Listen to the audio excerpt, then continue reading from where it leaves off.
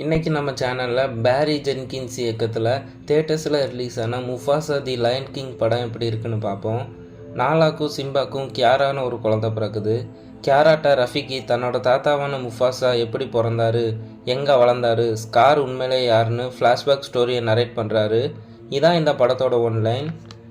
இந்த படம் எனக்கு ரொம்ப பிடிச்சது. முக்கியமாக படத்தோட சிஜி ஒர்க்கு ரொம்பவும் நல்லா பண்ணியிருந்தாங்க.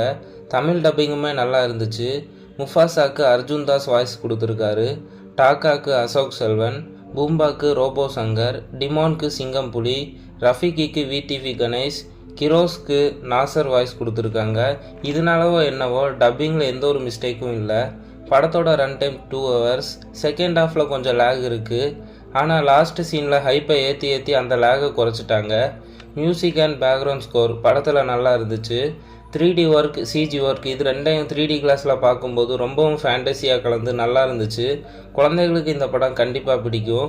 முஃபாசா அவர் இனத்தை விட்டு பிரிஞ்சு எப்படி அவர் சர்வே பண்ணுறாரு, இந்த கதையை ரொம்பவும் தெளிவாக நல்லா எடுத்திருந்தாங்க.